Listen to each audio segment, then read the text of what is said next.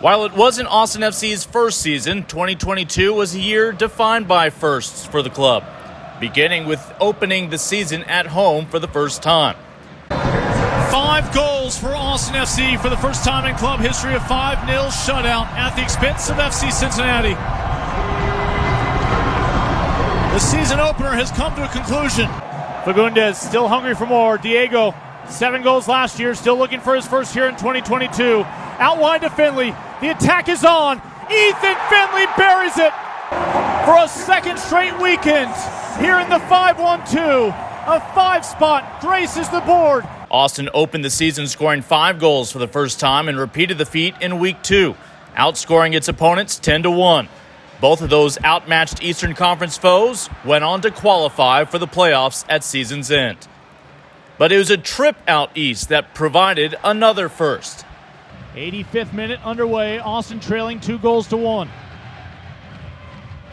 Jimenez, 25 yards out, lobs one in the box. Looking back post, Driussi with the equalizer. Sebastian Driussi has us level.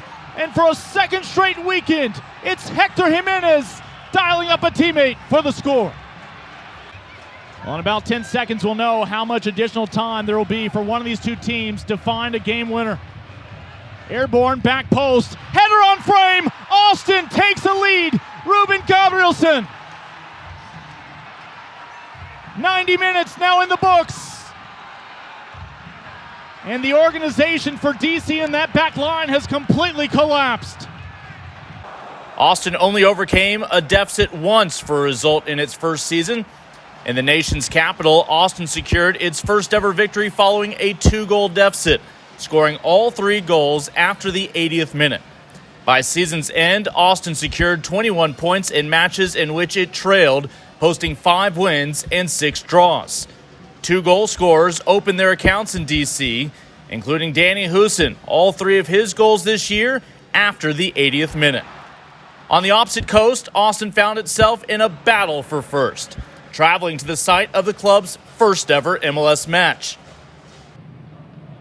And it'll be Diego Fagundes who has the right-footed in-swinger from the near left corner flag here in the 13th minute.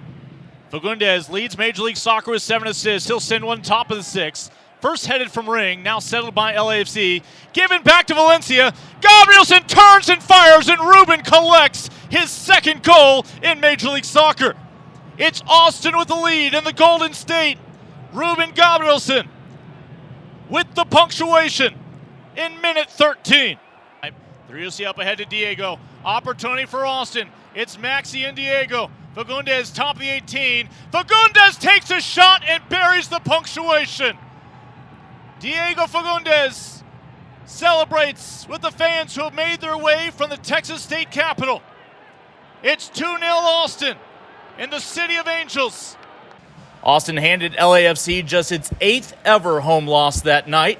Ruben Gabrielson's goal was one of 27 goal contributions from defenders on the season, with 6 goals and 21 assists from the back line.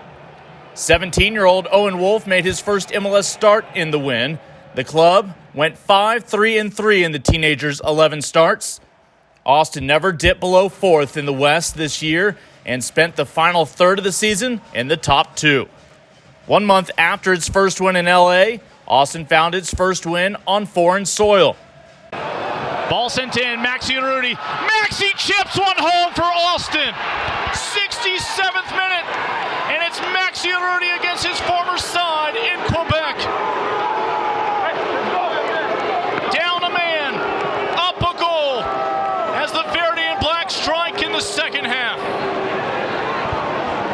The shorthanded win was Austin's first time to claim 3 points after seeing red. Urruti finished his first season in Verde with 9 goals, including a team-best 6 game winners.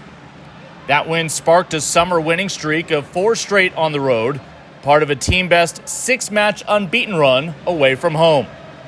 That stretch included the club's first match on Independence Day in Colorado. We'll restart things with John Gallagher.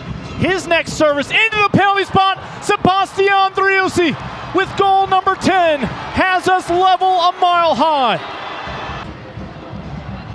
Fagundes regroups, 25 yards out. Jimenez, far side right wing, out to Finley. Into the box, 3UC. Dummy, it's Maxi! And this one will count. Maxi Rudy comes through after the opening goal off his right boot was waved off. It is 3-2 Austin. The comeback road win helped kick off the second half of the season, giving Austin its 10th win, already exceeding last year's entire win total of 9. Austin returned in time to make a push for its first trophy, as Diego Fagundes scored the club's first goal from a free kick. The wall formed about 12 yards in front of goal for Houston. Austin with the ball, teed up 3 yards outside the box, and send one in on the fly. Diego Fagundes with a classic free kick for the equalizer. Brilliance from Diego. Diego finished with a career high in goal contributions, with 6 goals and 15 assists. The win over Houston kept Austin atop Copa Tejas standings with 1 match remaining, a trip to Frisco. 35 yards out, Felipe up ahead to Driosi. Has Fagundes, open goal, equalizer Diego. And off in the distance, the celebration of the Ignited. Traveling cackles of crackles and screams of greens. We are level in Frisco. In the 79th minute, Diego Fagundes has struck once more against a Texas foe. And that's your match. A 1-1 final. Comeback in Frisco. The lone star in this state is Verde. Austin FC captures Copa Tejas, the club's first silverware. The 1-1 draw secured Austin's first trophy and gave Austin its first result in the DFW. With the hardware in hand, they shifted their focus to the next month as Austin witnessed Sebastian Driussi becoming the club's first player to compete and start in the MLS All-Star Game. In his first game back from the spectacle, Driussi led Austin to an improbable comeback win at home against Sporting KC. Danny Houston with the equalizer has us at 3 goals apiece. Austin is tired of draws. They want the full 3 points. Looking for their first home win since July 12th. Back post, Finley from the spot. Sebastian Driussi. Austin has a lead in stoppage time.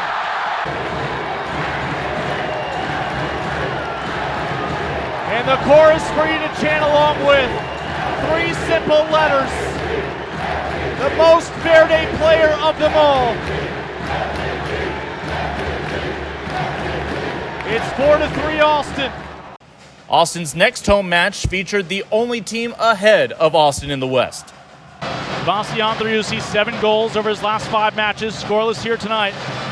But has been among the first to congratulate his countryman, Maxi Rudy, on his brace here in the second half.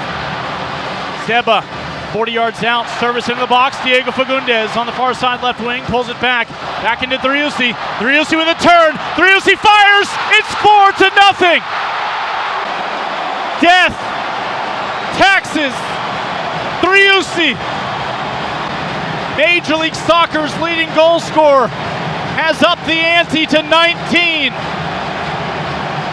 With a season sweep of LAFC, Austin appeared a lock for its first playoff berth, but entered last month's home match with Real Salt Lake a few points shy of making it official. Musa Gite is available tonight, and it appears he'll be one of the top choices for Josh Wolf this evening. He'll make his 14th appearance on the year. Escante, send it up ahead. Fagundes lobs it in. Musa Gite has it! Musa Gite!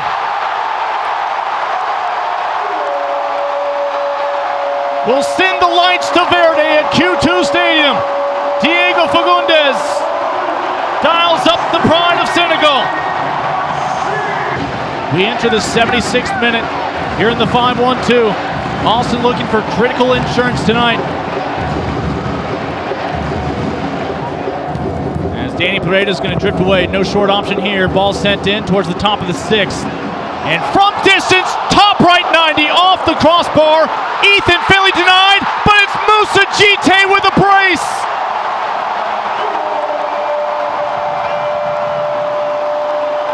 In the 76th minute, Musa Jite with his first Major League Soccer double dip here in Texas. Musa Jite with now 3 goals this season, 2 of them coming tonight. Gabrielson now on a run. Gabrielson lumbering across midfield, has 3 men ahead of him, including Diego Fagundes. Fagundes feeds it to Gabrielson, extra pass, Musa Jite with the first hat trick in Austin FC history. Goals on the year, number 61, 62, and 63 for Austin FC. The second best team in the West is back in business.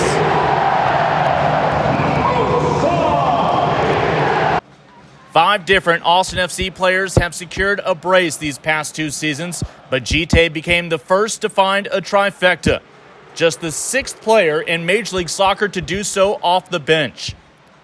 With the win, Austin secured its first playoff berth and subsequently a home playoff game at Q2 Stadium.